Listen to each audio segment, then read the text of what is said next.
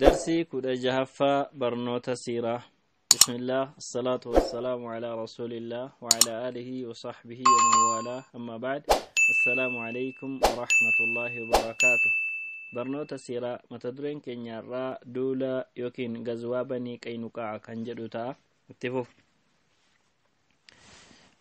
يهودان بني كينوكا أجدمتو يهودا بني كينوكا أجدمتو همين يساني ملسو جلقبن سبب إنسان محمد عليه الصلاة والسلام إيجا بدر رت إنجفنو أرجتني قافا سانديبيان أكس جدانين دين ما ساني ملسو مدينة إرجما ربي قرسني تدبتن أكس جت تدبت يهودان بيني كينوكا يا محمد أتي وفندين كسيفتني نموت ورا لولن بيجني والقنمتيتو إسانين أكست لولتمالي otuu nun warra yahudaati waliin wallolta ta'e nuti warra jaboodhaa jette itti fokkorte jennaan rasuuli rabbi alayhi salaatu wassalaam deebii kana kennuurraa obsanii hammeenyi jaraas baay'ee itti fufe keessa bahanii lafa gabaa jaraatti lola kaasanii gaafa jarri lola kaasan na muslimarraa nam tokko du'e yahudotarraas nam tokko du'e gaafa kana rasuuli rabbi alayhi salaatu wassalaam naannoo qe'ee isaaniitti dhaqee marse shawwaal guyyaa 15 kaasee hijraa bara lammaffaa keessa hanga jumaadaa zilqa'daa jalqabaatti guyyaa 15f isaan qabe sanbooda isaan ari'ee gara biyya shaamitti isaan baase namni hedduun isaanii booda sanaa ni du'an haala kanaan banii qaynuqaan weeraramtee bakka madiina keessaa iddoo kennamee fi turerraa of quufa isaaniitirraan kan ka'e ari'aman kan biraa Abu Sufyaan waa'ee duula Suwayq jedhamu ilaalchise Abu Sufyaan eega duulli Badriidhaa geggeeffamee ka'ee booda kakatee ture maal jedhee yookiin nazrii godhee ture ani janaabaa hin dhiqadhu hamman Muhammaditti duulutti jedhee nama 200 farda yaabbatee lolu yookiin yaabbatanii lolan fudhatee moggaa madiinaa dhufee seenee tamriifaa caccabsanii gubanii nama 2 ajjeesanii baqatanii deeman oduun ergamaa rabbii bira geenyaan faana bu'anii ari'anii faana gaafa bu'anii qaqqabuuf deeman otuu jarri hin qaqqabin jalaa baqatanii bahan yeroo bahan kana keessa meeshaalee ofirkaa qaban ofirkaa harcaasaa deemanii kanarraa ka'uutii waan isaan harcaasan kana funaannatanii musliimoonni deebi'an bassoo baay'eetu jira ture kanaaf lola bassoo yookiin ghazwatu as-sawiq jedhamee beekama ture kun eega ta'ee ka'ee booda Ka'ab ibn Ashraf kan jedhamutu jira Ka'ab ibn Ashraf kuni sooressa yahudaa wallistoota isaanii baay'ee aduwwii muslimootaa kan ta'e diina muslimootaa cimaa kan ta'e ture ergamaa rabbii walleedhaan arrabsaa sahaabotas dubartootatti of babbareechaa diina muslimootaa jajeetu lolatti isaan kakaasa eegaa badri lolamee ka'ee booda qurayshii bira deemee isaaniin faarsee akka isaan lolatti ka'an jara godhee wallisee isintu karaa keessantu irra qajeelaadha irra sirriidha jedhetti dubbate kana yeroo godhu waan banii qaynuqaa irratti geessifame balaa isaan irra ga'e ari'amuu isaanii kana iddootti hin kennine ture Ka'ab ibn Ashraf kun kana booda rasuulli rabbi alayhi salaatu wassalaam eenyutu narraa danda'a Ka'abiin kana jedhanii gaafannaan Muhammad ibn Maslama Ubaad ibn Bishr Abu Naa'ila Haaris ibn Aws namni jedhaman Haaris ibn Awsii fi Abu Abs ibn Jabri namni jedhamu jarri kun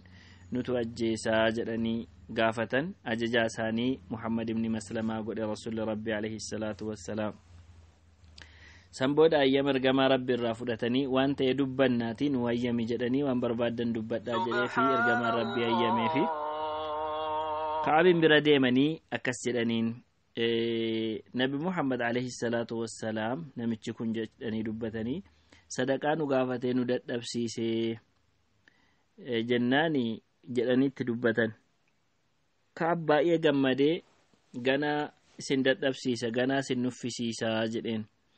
yeroo kana Muhammad ibn Maslamaa naaliqeessi minaawe naaliqeessi jedheeni gaafate.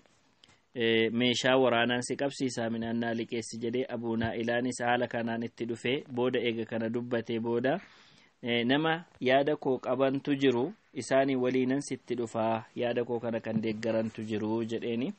innis gammadee tole jedhe Kaab ibn Ashraf.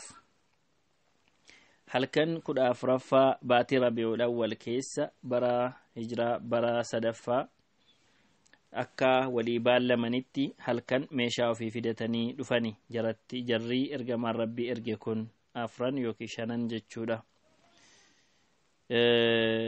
yeroo kana waamanii jennaan bakka jiru fooqii isaarraa yookiin mana isaa keessaa bahuuf gaafa inni ka'u haati manaasaa isa dhowwitee inni didee ba'e. gaafa ba'ugaa meeshaa jara harkatti argee in ajaa'ib isatti hin dhagahamne maaliif waadaa walii galtee jira waan ta'eef. haati manaa durumaanuu shakkitee sagalee dhiigaan dhagahaa dhiiga coccobuun dhagaa hin bahin jettee diddee inni immoo fokkoree jagnii sa'aatuma kamiyyuu waamamen baha kan jedhu itti dubbate. egaan dhaqee jara bira gaafa ga'u baay'ee urgoofta jedhanii ajaa'ibsiifatanii warri muslimootaa warri dhaqan Muhammad ibn Maslamaa fi saahibbansaa kun. maaliif jennaan inni misiroo ture durasaa misiroo ture reefuu fuudhaa jira ture. ani dubartii baay'ee nama ishittoo namaa dibuu beektuun qaba urgooftuu namaa dibuu beektuun qabaa jedheetti dhaadate. nu urgeeffachiisii urgooftuu kee jedhaniini tole jedheeni urgeeffate yaani Muhammad ibn Maslamaa achi booda sahaabota isaatiif yaani warra kanas urgeeffachiisi jedhee kadhate. takka turanii wajjumaan haasaa ammas gaafatanii yeroo lammaffaa yeroo sadaffaa akkas yeroo lammaffaa irratti gaafa haala mijeeffatu warra isaa wajjin jiruuni Muhammad ibn Maslamaa dhahaa jedheeni jarri sin dhahanii gadi qabuu dide rukuttaan jarri seefiidhaan dhahan. achi booda doomaa fudhate yookiin immoo mi'awala fudhate ittiin garaa isaarra kaa'ee gadi qabee ajjeese. gaafa kana yeroo ajjeefamu keessa baay'ee iyye. gaafa inni baay'ee iyyu bahanii jarri kun ammoo nagaadhaan galanii akka inni du'e beekame ibidda qabsiisanii akka inni du'e beeksisanii jedhan. kana booda Rasuulli Rabbii alayhi salaatu wassalaam xinnoo iraftii fudhate boqonnaa fudhate. sababiin isaatis kan achi goree as goree dhukkuba ibidda qabsiisu isa waan tureef jechuudha. baruma kana keessa hijraa bara sadaffaa Jumaadul Awlaa keessa Jumaadul Thaanii keessa Qurayshoonni naggaadotasii gara biyya Shaamitti ergite. garuu karaa Iraaqirra deemuun malee karaa Iraaqirra deemuun kallattii Madiinaa gadhiisanii karaa kan biraa baafachuuf achirraan erganii turan. itti gaafatamaan naggaadota kana Safwaan ibn Umayyaa jedhama. ergamaan Rabbi oduu kana gaafa dhagahu Zayd ibn Haarisaa nama 100 kenneefi isaanii wajjiniin deemaa ilaalaa jedheen dhaqanii bakka Najdiin keessaa bakka Ziqarad jedhamu qarad bakka jedhamutti jara qaqqabanii naggaadota kana argatanii gaafa argatan jarri waan qaban dhiisanii baqatanii isaan ammoo warri musliimoota ammoo waan jiru Zayd ibn Haarisaanii fi jama'aansa waan jiru booji'anii fudhatanii akkasumas namicha karaa isaan qajeelchuudhaaf fi karaa isaan agarsiisuudhaaf jara wajjin jiru sana isas booji'anii galan. boojuun isaan gaafas booji'anii galan 100 tilmaamamaa jedhu. booda namichi sun muslima ta'e. haala kanaan Qurayshiin rukuttaa jabaa eegaa lola Badri irratti raawwatame booda isii mudatee jechuudha. Qurayshoonni dallansuu gaafa Badriidhaa waan isaan mudaterraa musliimootatti dallananii baay'ee isaanitti dhagahameetu qophii itti fufaa turan. qophii isaanii baay'ee jabeessanii akka namni arjoomee qabeenya walitti qabuuf ulaa kadhaa banan. namoonni warri wallistoota ta'an ammoo kophaatti qophaa'anii akka namni saddaqatuuf nama jajjabeessuu jalqaban. waraana baay'inni isaadhaa nama 3,000 ta'u loltuu 3,000 ta'u akkasumas gaala 3,000 farda 200 kombortaa lolaa 700 akkasumas dubartoota baay'ee kan lola irratti nama jabeessuu fi nama jagnoomsan hedduu. Hoogganaan waliigalaa waraana Qurayshii kun Abi Sufyaan ture kan alaabaa jaraa baadhatu jagnoota Bani Abdiddaar faa ture.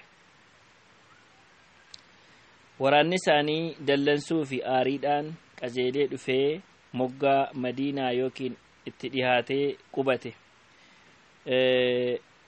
Waraana isaanii goodaa bal'aa yookiin bakkee bal'aa keessa gadhiisan waadii qanaat bakka jedhamu keessa. Sunis Jabala Ayni kan jedhamuu fi Uhud kan jedhamu sanatti dhihaateeti ture. Sunis guyyaa Jumaataa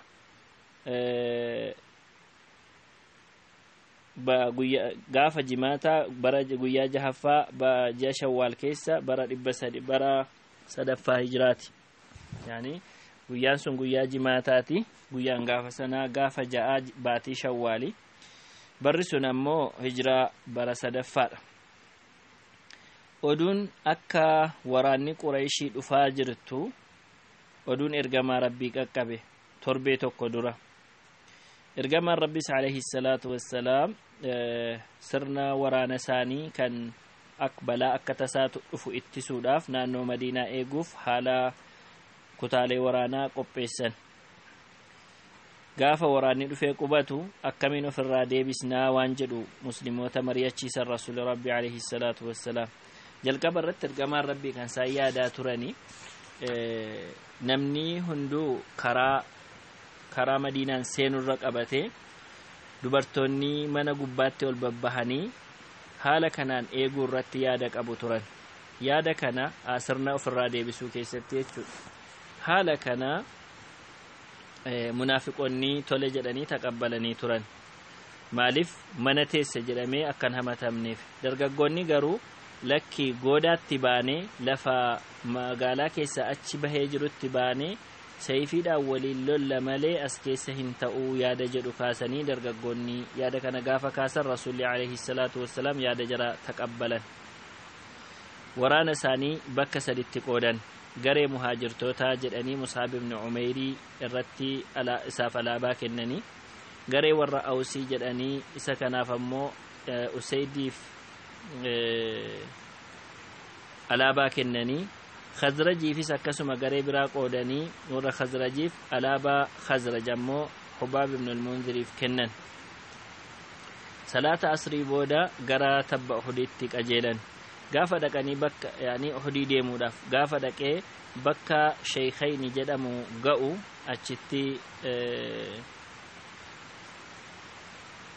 namoonni ijoollee waraanaa dhaquu barbaadan xixiqqoon lama itti dhufanii ijoollee ansaaraa keessaa jechuudha.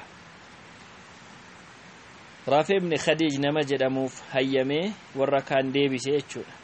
Warra kaan deebisee Raafi ibn Khadiijiif hayyame.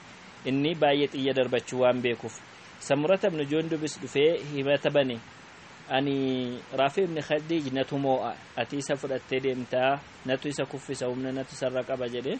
San booda wallaansoo wal qabsiisanii gaafa inni kuffisu isaaf sayyamanii jarri lamaan qoftee otoo umriin jaraan ga'in deeman. Bakka Sheekhayni jedhamu kana gaafa ga'u ergamaan Rabbii Magribaa fi Ishaa achitti salaatee achi bule. Nama 50 kan buufata waraanaa eegu qopheesse. Gaafa halkan gara barii jala ga'u ammoo achirraa deemee dhaqee bakka Shawxi jedhamtutti salaata fajrii salaate. Bakka sanatti Abdullah ibn Ubayy namni jedhamu munaafiqni waannaan dide. Nama 300 fudhatee irraa garagale. Yeroo kana baay'ee dadhabinni muslimoota keessa bu'e. Baay'inni namoota kanaa jalqaba irratti nama 1,000 ture. Nama 1,000 keessaa nama 300 Abdullah ibn Ubayy fudhatee gaafa inni deebi'u nama 700tti gale. Yeroo kana Banii Salimaa fi Banii Haarisaan baay'ee jeeqaman kan Rabbiin waa'ee jaraa dubbate sun jechuudha. Boodarra garuu Rabbiin isaan tasgabbeesse. Rabbiin sabaata isaanii kennee isaan tasgabbeesse. Rasuulli Rabbii alayhi salaatu wassalaam kallattii Uhuditti karaa gabaabaadhaan ariifatee deemee garas gahe. Uhudin kallattii dhihaatiin tabba Uhudii kallattii dhihaatiin aranfama keessa qubate. Dugda isaa gara tabbaatti deebisee ofii Madiinarraa achi garas goranii akkasittiin achi qubatan.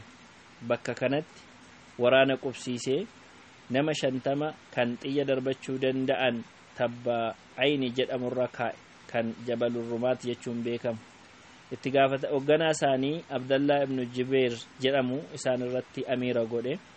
Akka jarri iddoo sana gadhiisanii hin deemne akeekkachiisa kenneef. Yoo nuti injifannes yoo injifatamnes asirraa hin deeminaa jedheen.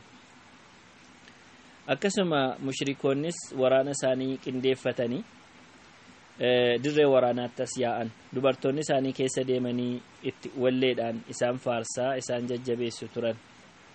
Yoo isin fuulduratti loltan isin ammanna, yoo isin akkasumas firaasha isinii afna, yoo dugda deebitan isinirraa adda baana, lammata walitti hin deebinu jedhu. Warra kaaniin ammoo dirqama keessan eeggadhaa kan jedhu walleedhaan beeksisaa turan. Egaa waraanni gaafa walitti dhufee jedhu waraanni lamaan Xalaxta ibnu Abi Xalaxata al-Abdarii namni jedhamu kan alaabaa mushriktoota baadhatee jiru ni ba'e. Namni kun Qureeshota keessaa baay'ee jagna jedhamee kan beekamudha. Nama naa bahuu jedhee kadhate gaafate. Yeroo kana Zubair ibn al-Awaam bahee fi akka leencaatti utaalee farda isaarra bu'ee wajjin yaabbatee achii gadi gombisee seefiidhaan ajjeese. Ergamaan Rabbi Allahu akbar jennaan musliimoonnis akkasuma Allahu akbar jedhan. Yeroo kana lolli jalqabe, kallattii hundaan jalqabe. Khalid ibn Walid bakka Rasuul Rabbi alayhi salaatu wassalaam nama kaa'e sanaan dugdubbarraan dhufuuf jedhee yaalii godhe. Yeroo kana namoonni 50 achirra kaa'amanii jiran sun xiyyatti roobsanii deebisan. Musliimoonni darbannaa isaanii yookiin xiyya isaanii warra alaabaa baadhachuun beekaman, warra alaabaa mushrikaa baadhatan sana yookiin qabanii jiran sana isaan sanatti xiyyeeffatanii jara fixan. Namni kun baay'inni isaanii nama 11 ta'u warri alaabaa baatan. Booda gaafa warra sana fixan alaabaan isaanii lafatti kufe. Musliimoonnis itti cimsanii kallattii hundaan lolli gaafa hammaatu mushriktoonni xinnoo iyyan. Abu Dajaanaa fi Hamzaan baay'ee gahee guddaa taphatan gaafa kana. Otuu haala kanaan fuulduratti deemaa jiranuu Hamzaan du'e radiyallahu anhu. Wahshiitu isa ajjeese. Wahshiin kun sirna akkatti eeboo darbatan beeka ture. Inni garbicha Jubeer ibn Mux'im ture. Hamzaan gaafa lola Badriidha Jubeer ibn Mux'im kana jala nama baay'ee ajjeese ture firasa. Wasiila isaa ajjeese. Sababa kanaatiif Wahshiyyiin dhokatee osoo eeguu Hamzaatiin dugdubbaan dhagaa jala dhokate. Fuulduraan waraanee lukasaa keessaan gadi baasee handhuura isaarra waraanee lukasaa gidduun gadi baasee ni du'e. Yeroon kun yeroo Hamzaan radiyallahu anhu Sibaa ibn Urfuxa nama jedhamu nama mushrikarraa ta'e tokko ciraa jiru isa ajjeesaa jiruuti. Tun hin beekin duubarraan isa waraanee isa kuffise. Sana booda isa tun hin argin waraanee kuffise ka'uu hin dandeenye. Kanuma waliin mushriktoonni cabanii baqatan. Waan biraa mala gaafa dhaban baqatan. Musliimoonnis isaan duukaa bu'anii isaan faana bu'anii ari'anii boojus walitti qabuu jalqaban. Yeroo kana namoonni warri gaara Rumaat Jabalur Rumaat irra kaa'ama warri 50 duubaan Khaalidiin deebisaa turan sun namni 40 nama 50 turan jarri. Namni 40 boojuu argachuu qabna deemnee jedhanii ergamaan Rabbi asee hin socho'inaa yookiin hin deeminaa jedhanii dhowwanii osoo jiranii deemen. Namni 10 qofti achitti gaafa hafan Khaalid duubarraa ammas deebi'ee dhufee warra achi jiran sana fixee karaa duubaatiin dhufee waraana jalqabe. Yeroo kana gaa musliimoonni fuulduratti achi deemaniiru warri kun karaa duubaatiin dhufaniiru gidduutti isaanii galfatanii. jalqaba irratti mushrikoonni baqatanii jiran dubartoonni isaanis baqatanii deemaa turan amma as deebi'anii mushrikoota muslimoota gidduutti galfatan warri baqatanis achi as deebi'ee duubaanis Khaalid itti dhufe muslimoonni gidduutti galanii jechaadha. ergamaan rabbii alayhi salaatu wassalaam muslimoota irraa gara duubaa jiru turan nama 7tu isaanii wajjin jira nama 2 muhaajiraa fi dabalatee jechuudha. gaafa waraana Khaalid argan dugdubba gaaraatiin as dhufuu gaafa argan sagalee isaanii ol qabanii nabi Muhammad alayhi salaatu wassalaam gara kootti kottaa yaa jamaa yaa ilayya ibaadallah gara kootti kottaa jedhan.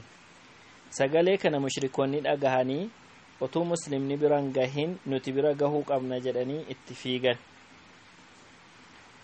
baay'ee itti duulanii bakka ergamaan rabbii jiru kanatti ajjeesuudhaaf yaalii guddaa godhan.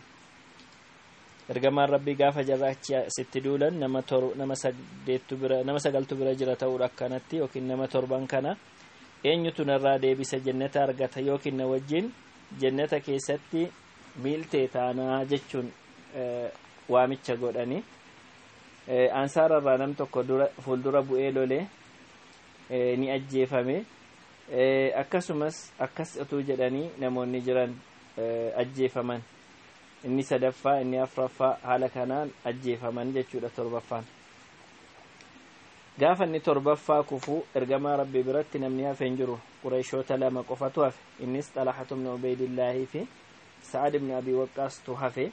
mushriktoonni ergamaa rabbii irratti xiyyeeffatanii dhagaan isaan rukute yani xiyyeeffatanii gaafa isaan dhagaan isaan rukute gaafa isaan kufan ilkaan isaanii fuulduraa ni cabe kallattii mirgaatiin inni jala ma'idhiin isaanii ni madaahe xarbuushni yookiin inni mataa isaanii irra jiru inni isaan mataatti kaa'atanii lolaa turan innis mataa isaanii keessatti gadi cabe fuulli isaanii mammadaahe seefiidhaan adda isaaniirraa rukutanii jabiina isaaniirra rukutanii keessa seenan inni kun jechuudha. qubeelaan xarbuusha isaanii keessa seena yookiin kan migfaraa isa jedhamu jechuudha waan isaan mataatti uffatanidha inni kun. ammas morma isaaniirras rukutanii morma isaanii baay'ee madaa'e. sababa kanaatiif gara ji'a tokko baay'ee dhukkubsachaa turan ergamaan rabbii. kanumayyuu ammoo kombortaa 2 walirraa uffatanii osoo jiraniiti. otuma kun kanaan jiru otuma Qurayshoonni haala kanaan irraa deebisaa jiranii Sa'ad ibn Abi Waqqaas darbataa fi ture xiyyatti darbatee irraa deebisaa ture. ergamaan rabbii ammoo borsaa xiyyaa isaaf dhangalaasanii darbadhu haati kootiif abbaan koof wareegama kee fiidaa kee ta'anii jechaanii turan. Xalahatu ibn Ubaydillaahinis ni lola kophaasaa akka waan garee tokkotti lolaa ture. hamma madaan 35 yookiin 39 isa tokko jechuudha. amma madaa'u bakka hamma kana amma madaa'u lolaa ture ergamaa rabbii irraa ittisaa ture. qubni isaa rukutamee xiyyaan rukutamee laamsha'ee ture kan isaa jechuudha. gaafa inni rukutamu has jedhee ture ni jecha kana gaafa rukutamu ergamaan rabbii osoo bismillah jettee ta'e silaa malaayikaan ol si fuuti tirootu namni silaalu. has jechuun jecha yeroo wanti nama dhukkubsu namatti dhaga'ame araboonni jedhanudha.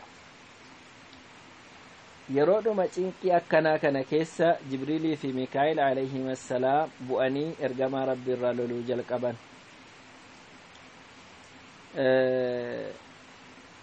baay'een yookiin lakkoofsi baay'een musliimoota irraa ta'anis achi as deebi'uu jalqaban. irraa deebisanii jalqaba namni dhufee ergamaa rabbii qaqqabe eegaa jarritti duulaniiti Abu Bakri isaa wajjin Abu Ubaydata ibn al-Jarraah jira. jara keessaa Abu Bakri dura bu'ee dhufe gaafanni waan ergamaa rabbii irra ga'e kana irraa baasuu barbaadu waan itti cabe jechuudha. xarbuusha isaanii kan mataatti seene kana keessaa baasuu gaafanni barbaadu Abu Ubaydaan irratti didee ofiisaa irraa buqqise. yeroo buqqisu ilkaansaa jalaa bubuqqee ilkaansaa kan inni ittiin ciniinee buqqisu lamaansaayyuu irraa buqqee yeroo kana keessa Abu Dujaanaa fi Mus'ab ibn Umayr gara ergamaa rabbii qaqqaban Umar ibn al-Khattaabis Ali ibn Abi Xaalibis namoonni biraanis akkasumas mushrikoonni waraanni isaanii cime ergamaa rabbii irratti jechuudha. Ergamaa rabbii irratti isaanis baay'atanii dhufan walitti duuluun walitti jiguun hin baay'ate.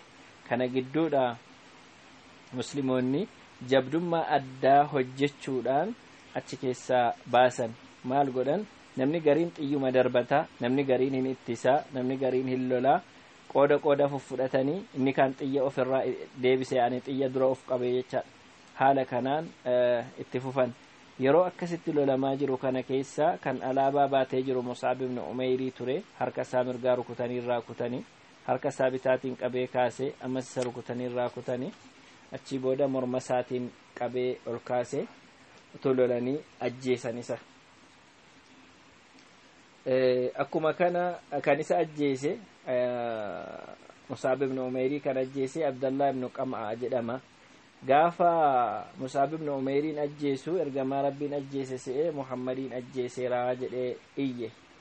Maaliif wal fakkaatu turan ergamaa rabbiitii wajjin? Sababa inni kana jedheef oduun Nabi Muhammad du'eera jedhu baay'ee faca'e. Yeroo inni baay'ee faca'u jarris bakka barbaannu waan barbaannu gooneerra jedhanii xinnoosii haala jabeessuurraa laafani salphate amma haala duraarraa.